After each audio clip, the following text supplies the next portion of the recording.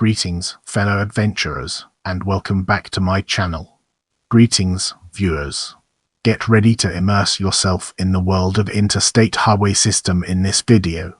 Interstate X links BL. The Dwight D. Eisenhower National System of Interstate and Defense Highways, commonly known as the Interstate Highway System or the Eisenhower Interstate System, is a network of controlled access highways that forms part of the National Highway System in the United States. The system extends throughout the contiguous United States and has routes in Hawaii, Alaska, and Puerto Rico. In the 20th century, the United States Congress began funding roadways through the Federal Aid Road Act of 1916 and started an effort to construct a national road grid with the passage of the Federal Aid Highway Act of 1921. In 1926, the United States Numbered Highway System was established, creating the first national road numbering system for cross-country travel. The roads were state-funded and maintained, and there were few national standards for road design. United States numbered highways ranged from two-lane country roads to multi-lane freeways. After Dwight D. Eisenhower became president in 1953, his administration developed a proposal for an interstate highway system, eventually resulting in the enactment of the Federal Aid Highway Act of 1956. Unlike the earlier United States numbered highway system, the interstates were designed to be all freeways, with nationally unified standards for construction and signage. While some older freeways were adopted into the system, most of the routes were completely new.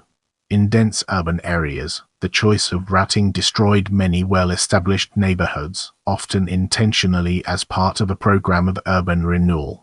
In the 2 decades following the 1956 Highway Act, the construction of the freeways displaced 1 million people, and as a result of the many freeway revolts during this era, several planned interstates were abandoned or rerouted to avoid urban cores. Construction of the original interstate highway system was proclaimed complete in 1992. Despite deviations from the original 1956 plan and several stretches that did not fully conform with federal standards. The construction of the interstate highway system cost approximately $114 billion, equivalent to in. The system has continued to expand and grow as additional federal funding has provided for new routes to be added, and many future interstate highways are currently either being planned or under construction.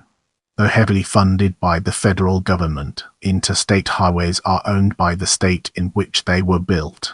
With few exceptions, all interstates must meet specific standards, such as having controlled access, physical barriers or median stripped between lanes of oncoming traffic, breakdown lanes, avoiding at-grade intersections, no traffic lights, and complying with federal traffic sign specifications.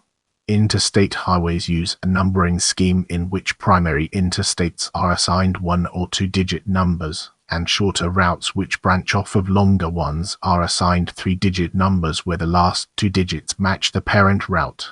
The Interstate Highway System is partially financed through the Highway Trust Fund, which itself is funded by a combination of a federal fuel tax and transfers from the Treasury's General Fund. Though federal legislation initially banned the collection of tolls, some interstate routes are toll roads, either because they were grandfathered into the system or because subsequent legislation has allowed for tolling of interstates in some cases.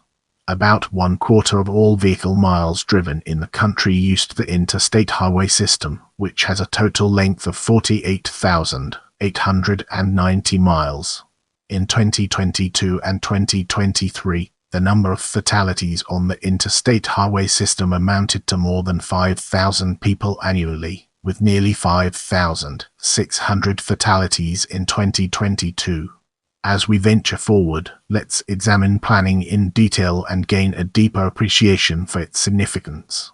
The United States government's efforts to construct a national network of highways began on an ad hoc basis with the passage of the Federal Aid Road Act of 1916, which provided $75 million over a 5-year period for matching funds to the states for the construction and improvement of highways. The nation's revenue needs associated with World War I prevented any significant implementation of this policy, which expired in 1921. In December 1918, East J. Merrin, a civil engineer and the editor of Engineering News Record, presented his suggested national highway policy and plan during a gathering of the state highway officials and Highway Industries Association at the Congress Hotel in Chicago. In the plan, Merrin proposed a 50,000 miles system, consisting of 5 east-west routes and 10 north-south routes. The system would include 2% of all roads and would pass through every state at a cost of $25,000 mi, providing commercial as well as military transport benefits. In 1919, the U.S. Army sent an expedition across the U.S. to determine the difficulties that military vehicles would have on a cross-country trip. Leaving from the ellipse near the White House on July 7, the Motor Transport Corps convoy needed 62 days to drive 3,200 miles on the Lincoln Highway to the Presidio of San Francisco along the Golden Gate. The convoy suffered many setbacks and problems on the route, such as poor quality bridges, broken crankshafts, and engines clogged with desert sand. Dwight Eisenhower, then a 28-year-old brevet lieutenant colonel, accompanied the trip through darkest America with truck and tank, as he later described it. Some roads in the West were a succession of dust, ruts, pits, and holes. As the landmark 1916 law expired, new legislation was passed: Federal Aid Highway Act of 1921 (FIPS Act). This new road construction initiative once again provided for federal matching funds for road construction and improvement, $75 million allocated annually. Moreover, this new legislation for the first time sought to target these funds to the construction of a national road grid of interconnected primary highways, setting up cooperation among the various state highway planning boards. The Bureau of Public Roads asked the Army to provide a list of roads that it considered necessary for national defense. In 1922, General John J. Pershing, former head of the American Expeditionary Force in Europe during the war, complied by submitting a detailed network of 20,000 miles of interconnected primary highways, so-called Pershing Map. A boom in road construction followed throughout the decade of the ERS, with such projects as the New York Parkway System constructed as part of a new national highway system. As automobile traffic increased, planners saw a need for such an interconnected national system to supplement the existing, largely non-freeway, United States numbered highways system. By the late ERS, planning had expanded to a system of new superhighways. In 1938, President Franklin D. Roosevelt gave Thomas McDonald, chief at the Bureau of Public Roads, a hand-drawn map of the United States marked with 8 superhighway corridors for study. In 1939, Bureau of Public Roads Division of Information Chief Herbert South Fairbank wrote a report called Toll Roads and Free Roads, the first formal description of what became the Interstate Highway System, and, in 1944, the similarly themed interregional highways. Now, let's shift our attention to Federal Aid Highway Act of 1956. The Interstate Highway System gained a champion in President Dwight D. Eisenhower, who was influenced by his experiences as a young Army officer crossing the country in the 1919 Motor Transport Corps convoy that drove in part on the Lincoln Highway, the first road across America. He recalled that, "The old convoy had started me thinking about good two-lane highways, the wisdom of broader ribbons across our land." Eisenhower also gained an appreciation of the Reichsautobahn system, the first national implementation of modern Germany's Autobahn network, as a necessary component of a national defense system while he was serving as Supreme Commander of Allied forces in Europe during World War II. In 1954, Eisenhower appointed General Lucius D. Clay to head a committee charged with proposing an interstate highway system plan.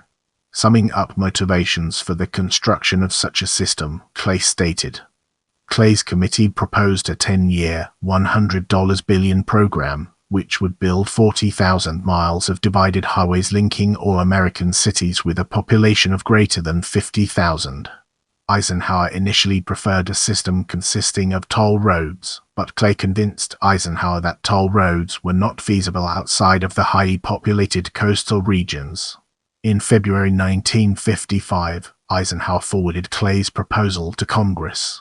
The bill quickly won approval in the Senate, but House Democrats objected to the use of public bonds as the means to finance construction.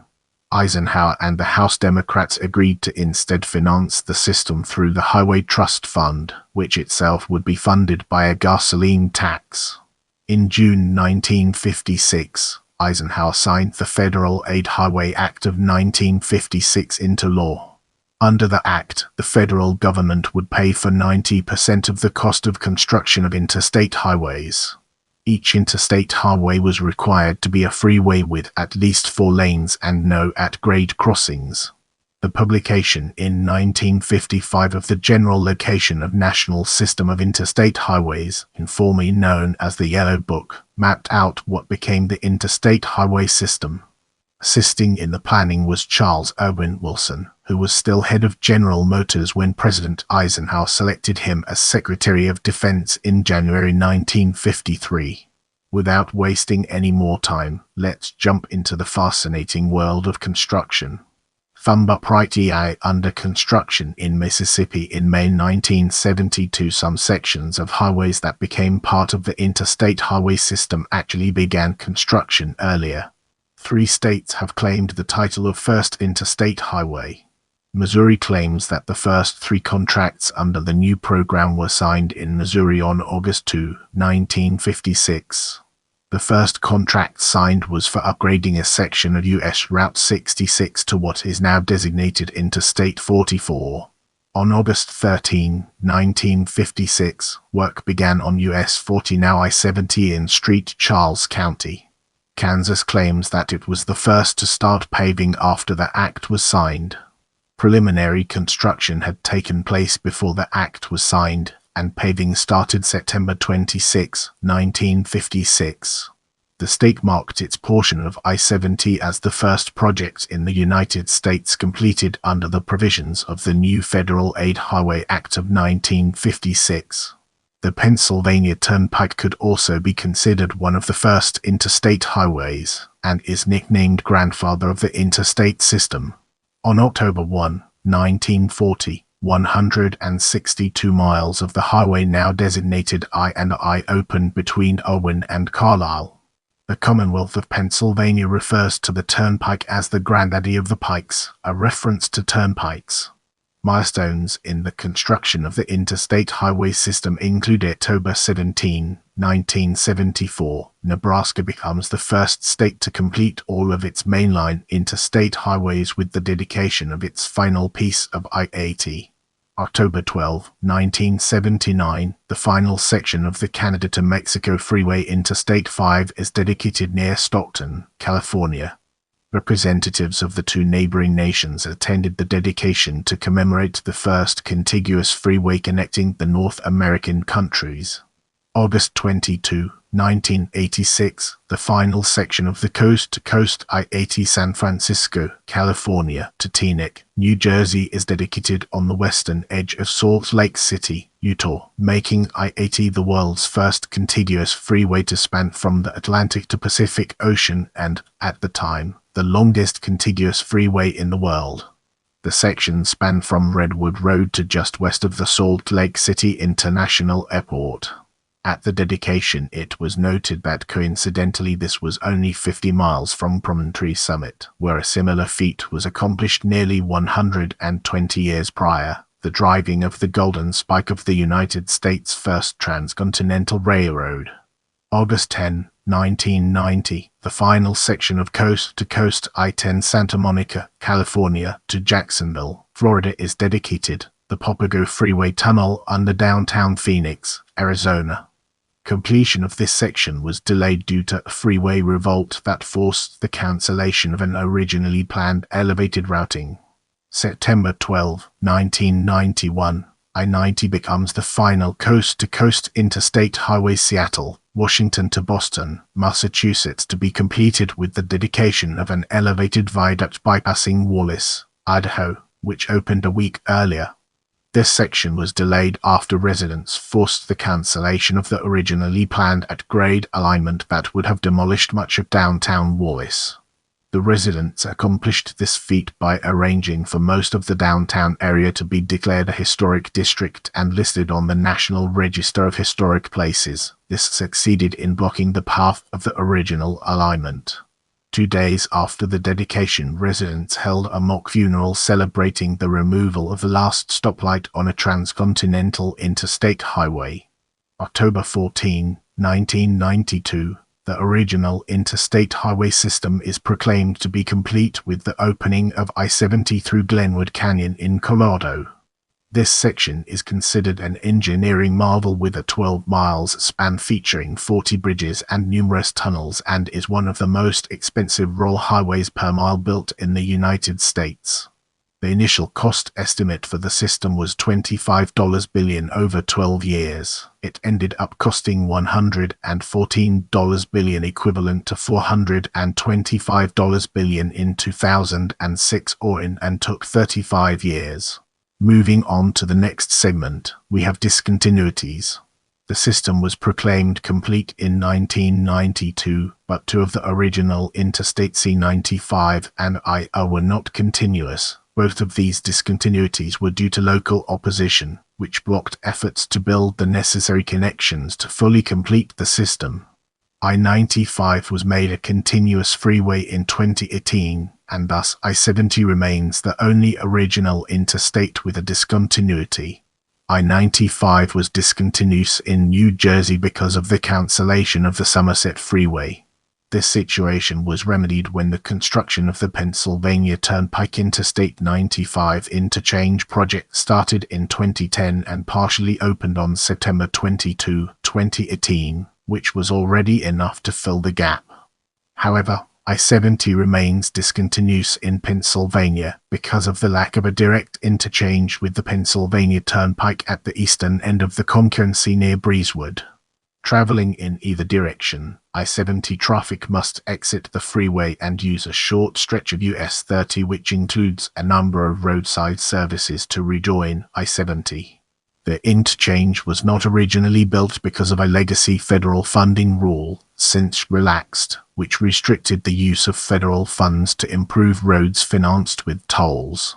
Solutions have been proposed to eliminate the discontinuity, but they have been blocked by local opposition, fearing a loss of business.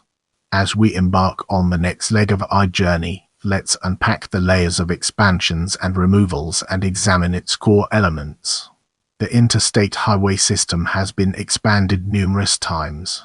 The expansions have both created new designations and extended existing designations. For example, I-49, added to the system in the US as a freeway in Louisiana, was designated as an expansion corridor, and FHWA approved the expanded route north from Lafayette, Louisiana, to Kansas City, Missouri. The freeway exists today as separate completed segments, with segments under construction or in the planning phase between them. In 1966, the FHWA designated the entire Interstate Highway System as part of the larger Pan-American Highway System, and at least 2 proposed interstate expansions were initiated to help trade with Canada and Mexico, spurred by the North American Free Trade Agreement (NAFTA).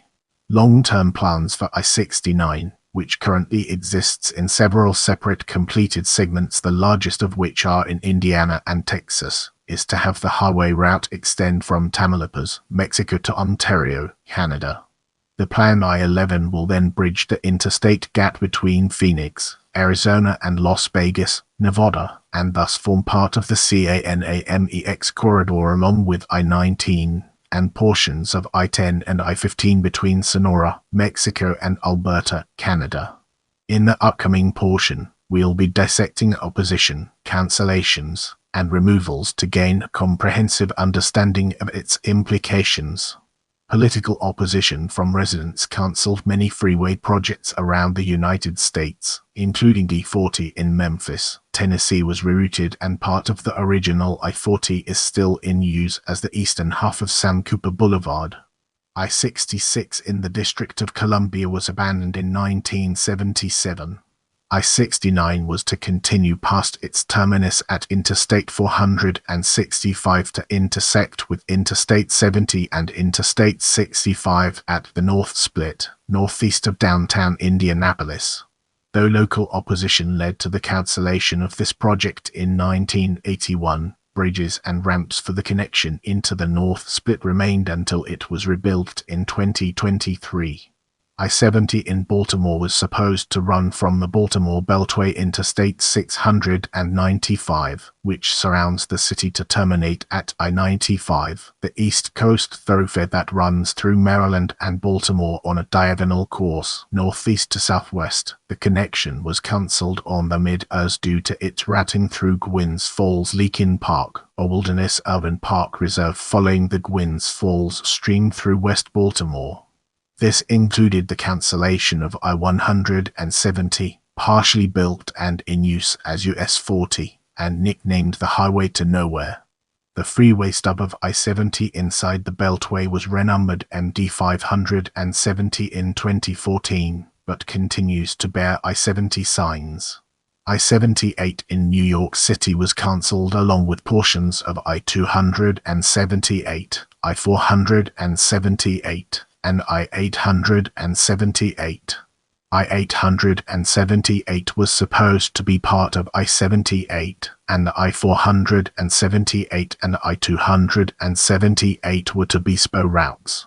I-80 in San Francisco was originally planned to travel past the city's Civic Center along the Panhandle Freeway into Golden Gate Park and terminate at the original alignment of I-1. The city cancelled this and several other freeways in 1958. Similarly, more than 20 years later, Sacramento cancelled plans to upgrade I-80 to interstate standards and rerouted the freeway on what was then I-880 that traveled north of downtown Sacramento. I-83 southern extension of the Jones Falls Expressway. Southern I-83 in Baltimore was supposed to run along the waterfront of the Patapsco River Baltimore Harbor to connect to I-95, bisecting historic neighborhoods of Fells Point and Canton, but the connection was never built. I-84 in Connecticut was once planned to fork east of Hartford into an I-86 to Sturbridge, Massachusetts, and I-84 to Providence. The plan was cancelled, primarily because of anticipated impact on a major Rhode Island reservoir. The I-84 designation was restored to the highway to Sturbridge, and other numbering was used for completed eastern sections of what had been planned as part of I-84.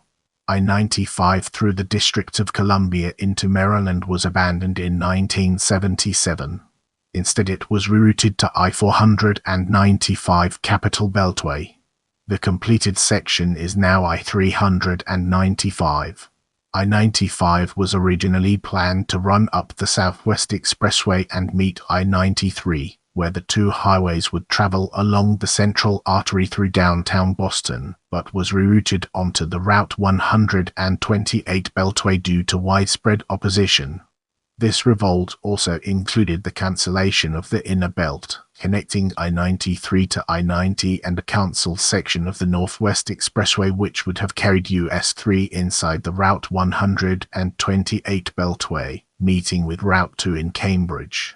In addition to cancellations, removals of freeways are planned. I-81 in Syracuse, New York, which bisects the city's 15th Ward neighborhood, is planned to be torn down and replaced with a boulevard that accommodates pedestrians. Freeway traffic would be rerouted along I-481.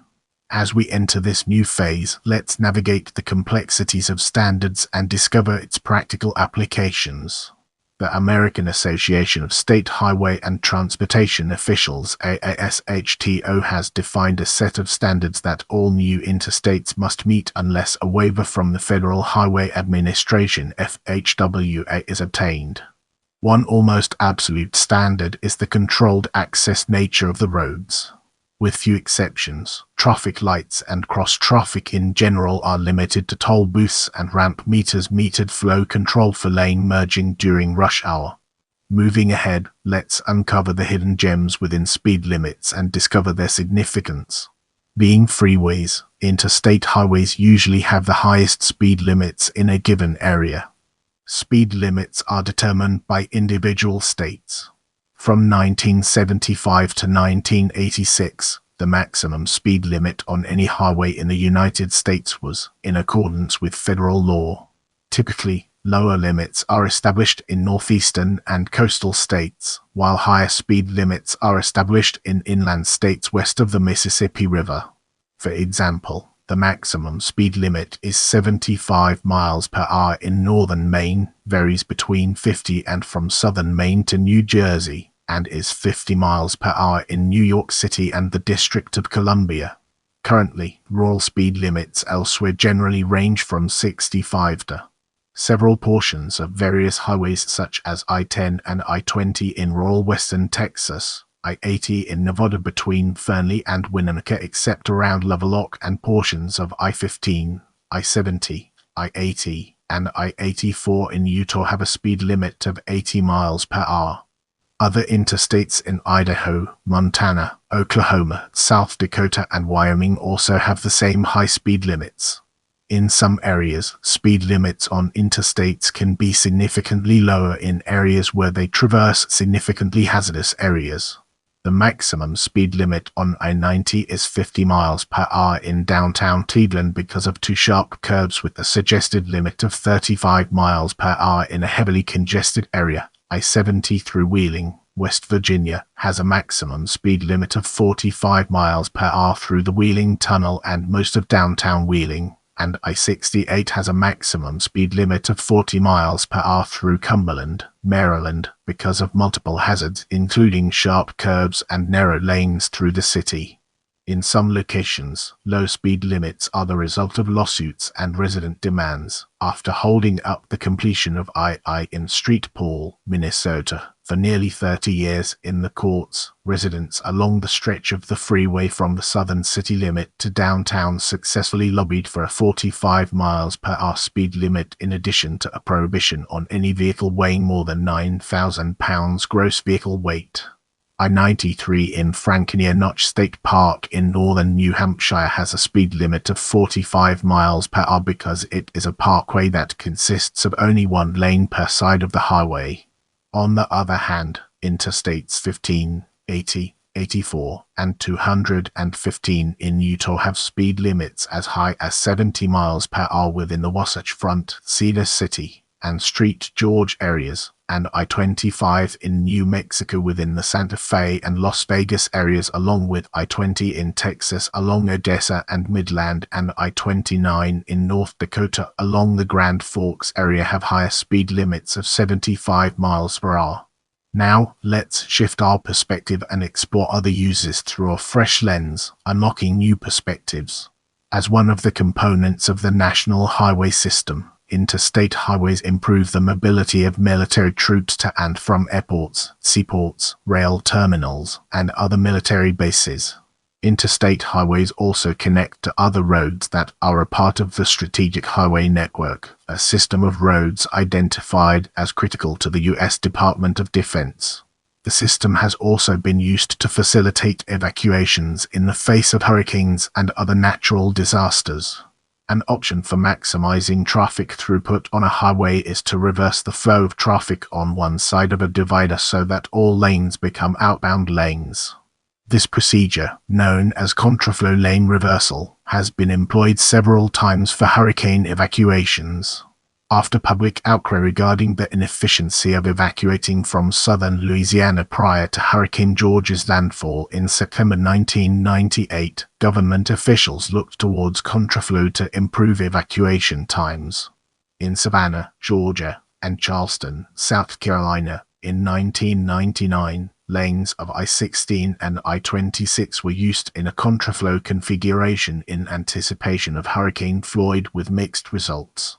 In 2004, contraflow was employed ahead of Hurricane Charlie in the Tampa, Florida area and on the Gulf Coast before the landfall of Hurricane Ivan. However, evacuation times there were no better than previous evacuation operations. Engineers began to apply lessons learned from the analysis of prior contraflow operations, including limiting exits, removing troopers to keep traffic flowing instead of having drivers stop for directions, and improving the dissemination of public information. As a result, the 2005 evacuation of New Orleans, Louisiana, prior to Hurricane Katrina ran much more smoothly. According to urban legend, early regulations required that 1 out of every 5 miles of the interstate highway system must be built straight and flat so as to be usable by aircraft during times of war. There is no evidence of this rule being included in any interstate legislation. It's also commonly believed the interstate highway system was built for the sole purpose of evacuating cities in the event of nuclear warfare.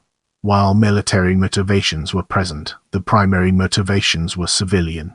Let's now shift gears and explore primary 1- and 2-digit interstates through a critical lens, uncovering its strengths and weaknesses. Primary 1- and 2-digit interstates. The numbering scheme for the Interstate Highway System was developed in 1957 by the American Association of State Highway and Transportation Officials (AASHTO). The association's present numbering policy dates back to August 10, 1973. Within the contiguous United States, primary interstates, also called main line interstates or 2-digit interstates, are assigned numbers less than 100. While numerous exceptions do exist, there is a general scheme for numbering interstates. Primary interstates are assigned 1- or 2-digit numbers, while shorter routes such as spurs, loops, and short connecting roads are assigned 3-digit numbers where the last 2 digits match the parent route. Thus, I-294 is a loop that connects at both ends to I-94, while I-787 is a short spur route attached to I-87. In the numbering scheme for the primary routes, east-west highways are assigned even numbers and north-south highways are assigned odd numbers. Odd route numbers increase from west to east, and even-numbered routes increase from south to north to avoid confusion with the U.S. highways, which increase from east to west and north to south. This numbering system usually holds true even if the local direction of the route does not match the compass directions. Numbers divisible by 5 are intended to be major arteries among the primary routes, carrying traffic long distances. Primary north-south interstates increase in number from I-5 between Canada and Mexico along the west coast to I between Canada and Miami, Florida along the east coast. Major west-east arterial interstates increase in number from I-10 between Santa Monica, California, and Jacksonville, Florida, to I-90 between Seattle, Washington, and Boston, Massachusetts, with 2 exceptions.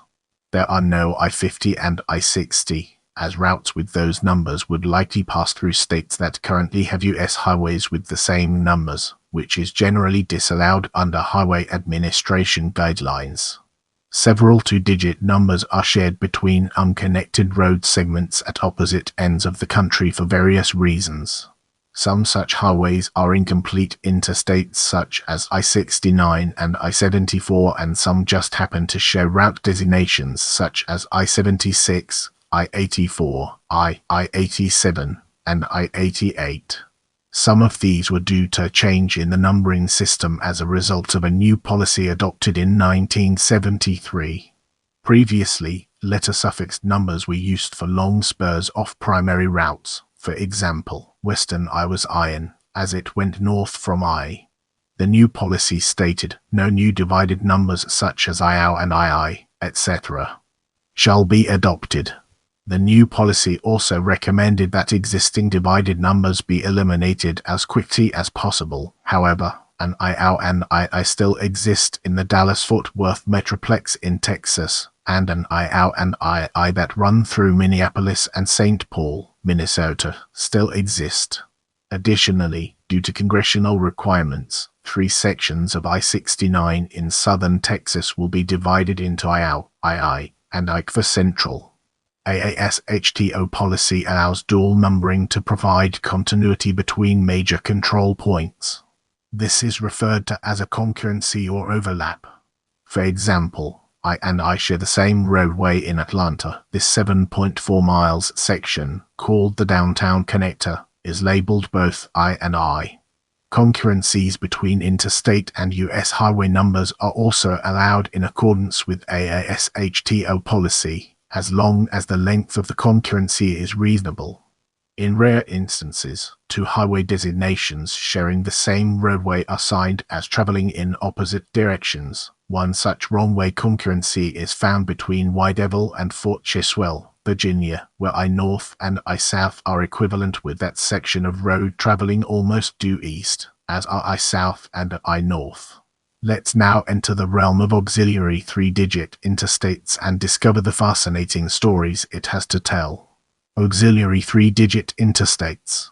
Some upright examples of the auxiliary interstate highway numbering system. An odd hundreds digit means the route connects at only one end to the rest of the interstate system, known as a spur route. See I-310 and I-510 in image. An even hundreds digit means the route connects at both ends, which could be a bypass route which has two termini. See I-210 and I-810 in image, or a radial route known also as a beltway, beltline, or circumferential route. See I-610 in image. Auxiliary interstate highways are circumferential, radial, or spur highways that principally serve urban areas. These types of interstate highways are given three-digit route numbers, which consist of a single-digit prefix to the two-digit number of its parent interstate highway. Spur routes deviate from their parent and do not return. These are given an odd first digit. Circumferential and radial loop routes return to the parent and are given an even first digit. Unlike primary interstates, three-digit interstates are signed as either east-west or north-south, depending on the general orientation of the route, without regard to the route number. For instance, I-190 in Massachusetts is labeled north-south, while I-195 in New Jersey is labeled east-west. Some looped interstate routes use inner-outer directions instead of compass directions, when the use of compass directions would create ambiguity. Due to the large number of these routes, auxiliary route numbers may be repeated in different states along the main line. Some auxiliary highways do not follow these guidelines, however. Let's now venture into the realm of Alaska, Hawaii, and Puerto Rico and explore the fascinating intricacies it holds. The Interstate Highway System also extends to Alaska, Hawaii, and Puerto Rico, even though they have no direct land connections to any other states or territories. However, their residents still pay federal fuel and tire taxes. The interstates in Hawaii, all located on the most populous island of Oahu, carry the prefix H. There are three one-digit routes in the state: H1, H2, and H3, and one auxiliary route, H201. These interstates connect several military and naval bases together, as well as the important communities spread across Oahu, and especially within the urban core of Honolulu. Both Alaska and Puerto Rico also have public highways that receive 90% of their funding from the Interstate Highway Program. The interstates of Alaska and Puerto Rico are numbered sequentially in order of funding without regard to the rules on odd and even numbers. They also carry the prefixes A and PR, respectively. However, these highways are signed according to their local designations, not their interstate highway numbers. Furthermore, these routes were neither planned according to nor constructed to the official interstate highway standards. Turning our focus to mile markers and exit numbers, let's explore its key elements. On one- or two-digit interstates, the mile marker numbering almost always begins at the southern or western state line. If an interstate originates within a state, the numbering begins from the location where the road begins in the south or west. As with all guidelines for interstate routes, however, numerous exceptions exist. Three-digit interstates with an even first number that form a complete circumferential circle bypass around a city feature mile markers that are numbered in a clockwise direction, beginning just west of an interstate that bisects the circumferential route near a south polar location. In other words, mile marker 1 on I-465, a 53 miles route around Indianapolis, is just west of its junction with I-65 on the south side of Indianapolis on the south leg of I-465, and mile marker 53 is just east of this same junction. An exception is I-495 in the Washington metropolitan area, with mileposts increasing counterclockwise because part of that road is also part of I-95. Most interstate highways use distance-based exit numbers so that the exit number is the same as the nearest mile marker.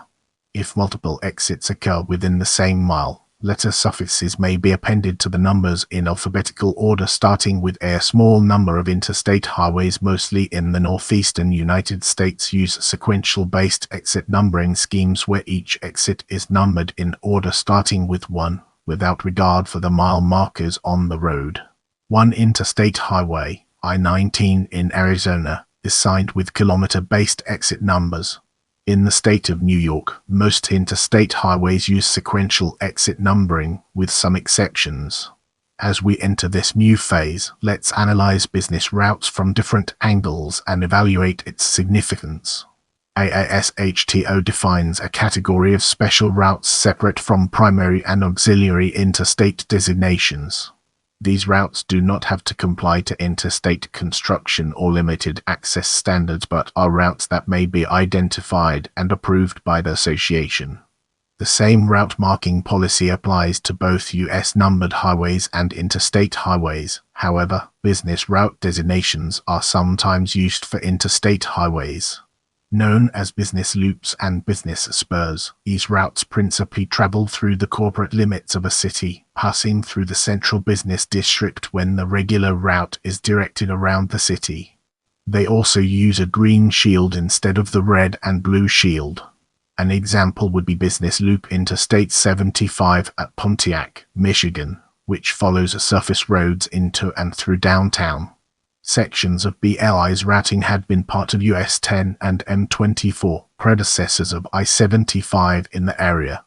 Get ready for an exciting exploration as we unravel the mysteries of financing. Interstate highways and their rights of way are owned by the state in which they were built. The last federally owned portion of the interstate system was the Woodrow Wilson Bridge on the Washington Capitol Beltway. The new bridge was completed in 2009 and is collectively owned by Virginia and Maryland. Maintenance is generally the responsibility of the State Department of Transportation. However, there are some segments of interstate owned and maintained by local authorities. With our curiosity piqued, let's embark on a dedicated exploration of taxes and user fees and its fascinating intricacies. About 70% of the construction and maintenance costs of interstate highways in the United States have been paid through user fees, primarily the fuel taxes collected by the federal, state, and local governments. To a much lesser extent, they have been paid for by tolls collected on toll highways and bridges. The federal gasoline tax was first imposed in 1932 at 1 cent per gallon. During the Eisenhower administration, a highway trust fund, established by the Highway Revenue Act in 1956, prescribed a 3 cent per gallon fuel tax, soon increased to 4.5 cents per gallon. Since 1993, the tax has remained at 18.4 cents per gallon. Other excise taxes related to highway travel also accumulated in the Highway Trust Fund. Initially, that fund was sufficient for the federal portion of building the interstate system, built in the early years with 10-cent dollars. From the perspective of the states, as the federal government paid 90% of the costs while the state paid 10%. The system grew more rapidly than the rate of the taxes on fuel and other aspects of driving, e.g., excise tax on tires. The rest of the costs of these highways are borne by general fund receipts, bond issues, designated property taxes, and other taxes. The federal contribution is funded primarily through fuel taxes and through transfers from the Treasury's general fund. Local government contributions are overwhelmingly from sources besides user fees.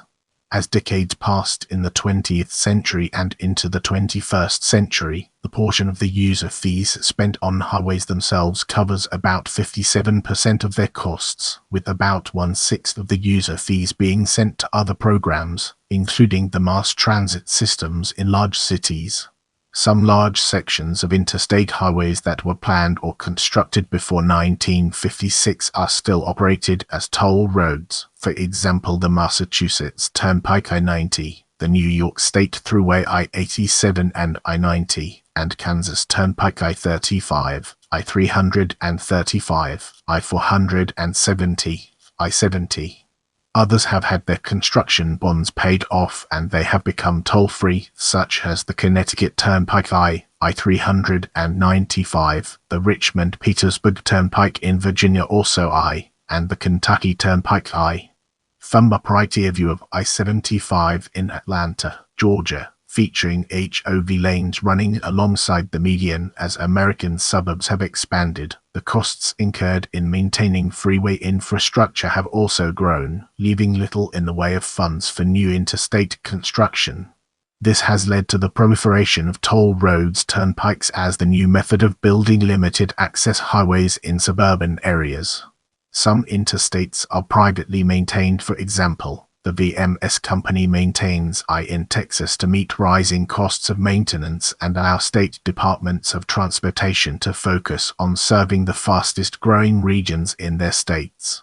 Parts of the interstate system might have to be tolled in the future to meet maintenance and expansion demands, as has been done with adding toll havert lanes in cities such as Atlanta, Dallas, and Los Angeles. Although part of the tolling is an effect of the Safety Act, which has put an emphasis on toll roads as a means to reduce congestion, present federal law does not allow for a state to change a freeway section to a toll section for all traffic. Let's zoom in on tolls and understand its implications. About 2,900 miles of toll roads are included in the Interstate Highway System. While federal legislation initially banned the collection of tolls on interstates, many of the toll roads on the system were either completed or under construction when the Interstate Highway System was established. Since these highways provided logical connections to other parts of the system, they were designated as interstate highways. Congress also decided that it was too costly to either build toll-free interstates parallel to these toll roads, or directly repay all bondholders who financed these facilities and removed the tolls. Thus, these toll roads were grandfathered into the Interstate Highway System. Toll roads designated as interstates, such as the Massachusetts Turnpike, were typically allowed to continue collecting tolls, but are generally ineligible to receive federal funds for maintenance and improvements. Some toll roads that did receive federal funds to finance emergency repairs, notably the Connecticut Turnpike I-95 following the Mearness River Bridge collapse, were required to remove tolls as soon as the highway's construction bonds were paid off. In addition, these toll facilities were grandfathered from interstate highway standards. A notable example is the western approach to the Benjamin Franklin Bridge in Philadelphia, where I-676 has a surface street section through a historic area. Policies on toll facilities and interstate highways have since changed.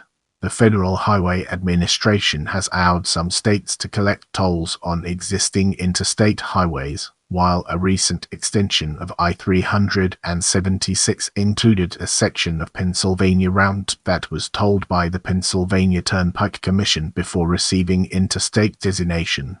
Also, newer toll facilities like the tolled section of I-376, which was built in the early years, must conform to interstate standards. A new edition of the Manual on Uniform Traffic Control Devices in 2009 requires a black-on-yellow toll sign to be placed above the interstate trailblazer on interstate highways that collect tolls. Legislation passed in 2005, known as SAFETEALU, encouraged states to construct new interstate highways through innovative financing methods. SAFETEALU facilitated states to pursue innovative financing by easing the restrictions on building interstates as toll roads, either through state agencies or through public-private partnerships. However, SAFETEALU left in place a prohibition of installing tolls on existing toll-free interstates, and states wishing to toll such routes to finance upgrades and repairs must first seek approval from Congress. Many states have started using high-occupancy toll lane and other partial tolling methods, whereby certain lanes of highly congested freeways are tolled, while others are left free, allowing people to pay a fee to travel in less congested lanes.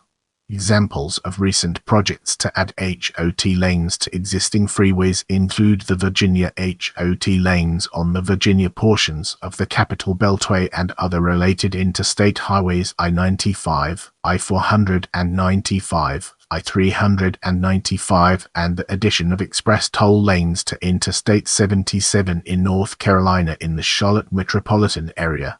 Get ready for a captivating exploration as we unravel the layers of chargeable and non-chargeable interstate routes and their profound significance.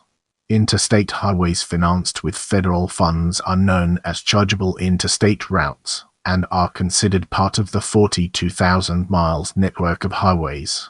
Federal laws also allow non-chargeable interstate routes, highways funded similarly to state and U.S. highways, to be signed as interstates, if they both meet the Interstate Highway standards and are logical additions or connections to the system.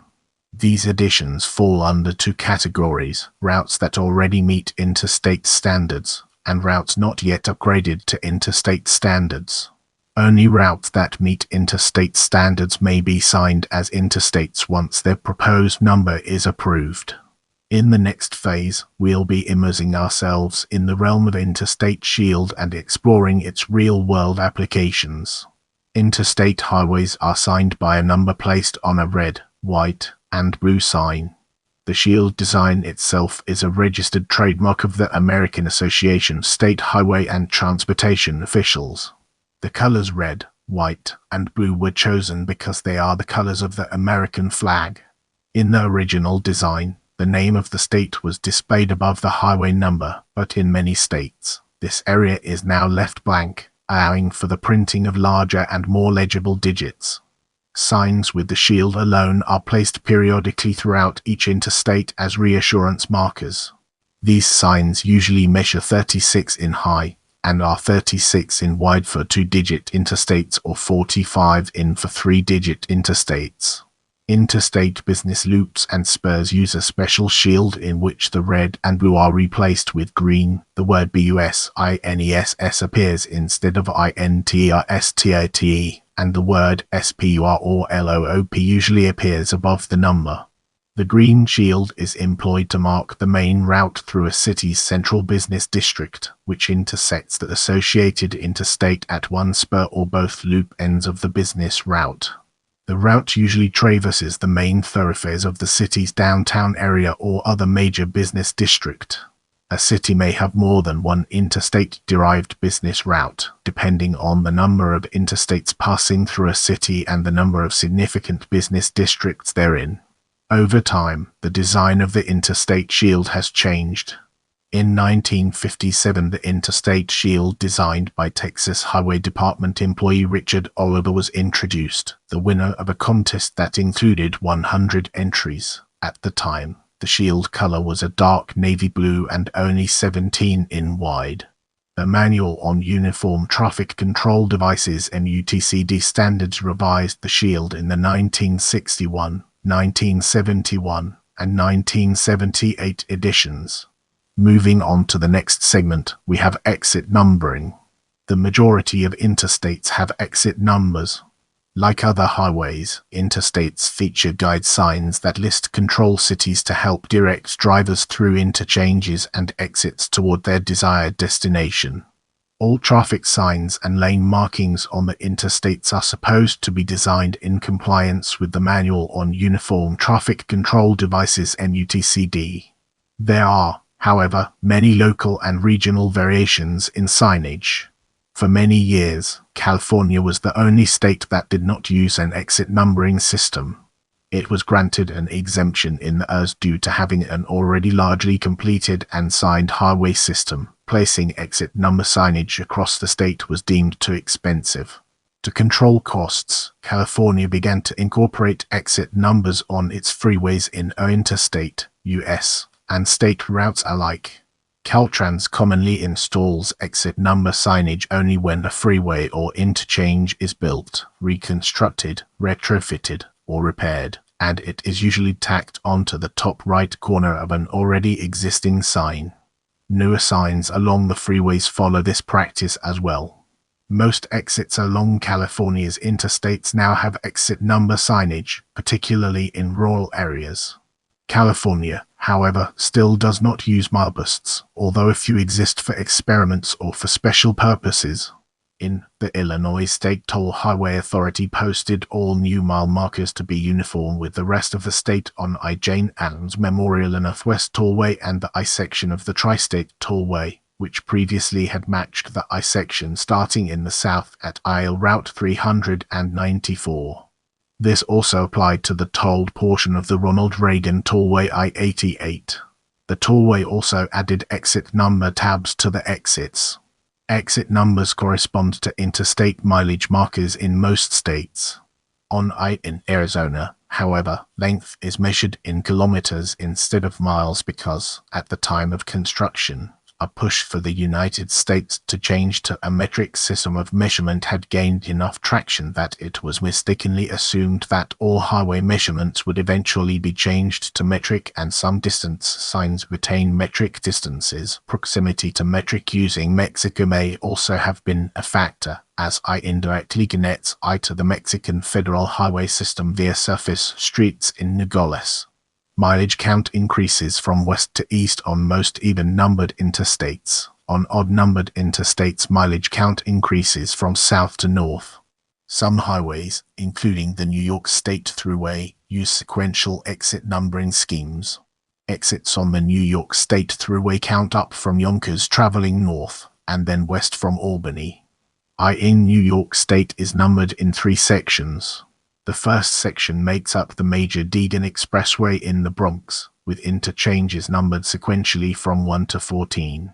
The second section of I is a part of the New York State Thruway that starts in Yonkers Exit 1 and continues north to Albany Exit 24. At Albany, the thruway turns west and becomes I for exits 25 to 61. From Albany north to the Canadian border, the exits on I are numbered sequentially from 1 to 44 along the Adirondack Northway. This often leads to confusion as there is more than one exit on I with the same number. For example, exit 4 on thruway section of I connects with the Cross County Parkway in Yonkers, but exit 4 on the Northway is the exit for the Albany Airport. These two exits share a number but are located 150 mi apart. Many northeastern states label exit numbers sequentially, regardless of how many miles have passed between exits. States in which interstate exits are still numbered sequentially are Connecticut, Delaware, New Hampshire, New York, and Vermont. As such, 3 of the main interstate highways that remain completely within these states, Interstate 87 New Yorker of the Pennsylvania Turnpike, uses both mile marker numbers and sequential numbers. Mile marker numbers are used for signage, while sequential numbers are used for numbering interchanges internally. The New Jersey Turnpike, including the portions that are signed as I and I, also has sequential numbering, but other interstates within New Jersey use mile markers. In this part of the video, we'll be delving deeper into sign locations and analyzing its key components. There are 4 common signage methods on interstates: locating a sign on the ground to the side of the highway, mostly the right, and is used to denote exits, as well as rest areas, motorist services such as gas and lodging, recreational sites, and freeway names, attaching the sign to an overpass, mounting on full gantries that bridge the entire width of the highway and often show 2 or more signs, mounting on half gantries that are located on one side of the highway, like a ground-mounted sign. Now, let's shift our attention to volume. Heaviest traveled, 379,000 vehicles per day, I-405 in Los Angeles, California 2011 estimate.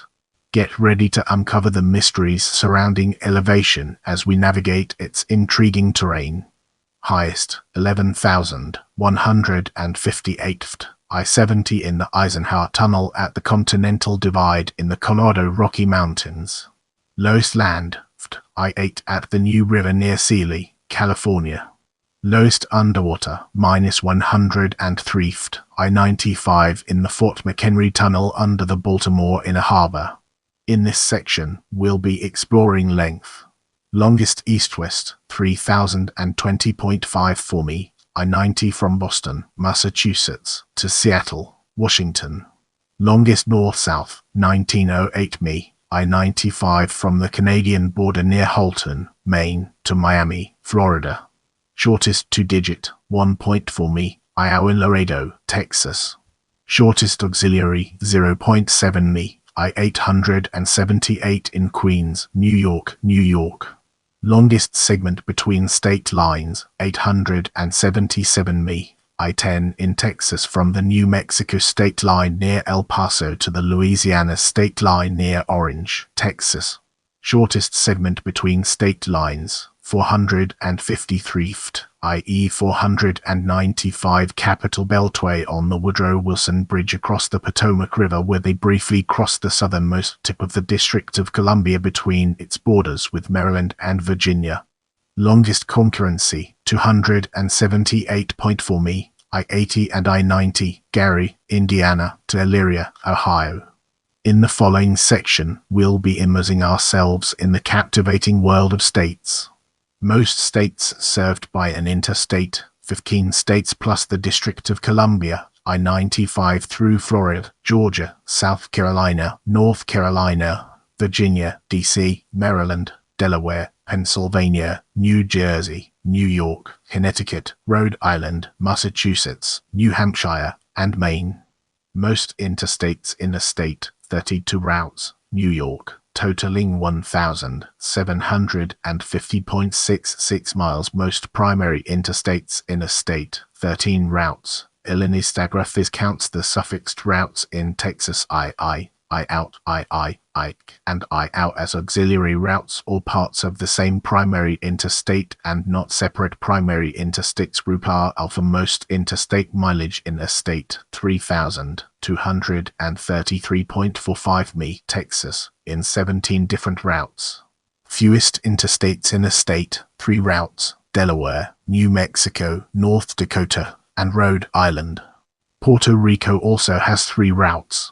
Fewest primary interstates in a state, 1 route, Delaware, Maine, and Rhode Island, I-95 in each case. Least interstate mileage in a state, 40.61 mi, Delaware, in 3 different routes. Let's now zoom in on impact and reception and uncover the hidden gems that lie within. Following the passage of the Federal Aid Highway Act of 1956, passenger rail declined sharply, as did freight rail for a short time, but the trucking industry expanded dramatically and the cost of shipping and travel fell sharply. Suburbanization became possible, with the rapid growth of larger, sprawling, and more car-dependent housing than was available in central cities, enabling racial segregation by white flight. A sense of isolationism developed in suburbs, with suburbanites wanting to keep urban areas disconnected from the suburbs. Tourism dramatically expanded, creating a demand for more service stations, motels, restaurants, and visitor attractions. The interstate system was the basis for urban expansion in the Sun Belt, and many urban areas in the region are thus very car-dependent. The highways may have contributed to increased economic productivity in, and thereby increased migration to, the Sun Belt.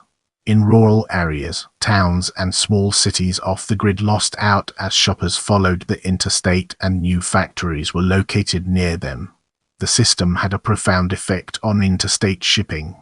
The Interstate Highway System was being constructed at the same time as the intermodal shipping container made its debut.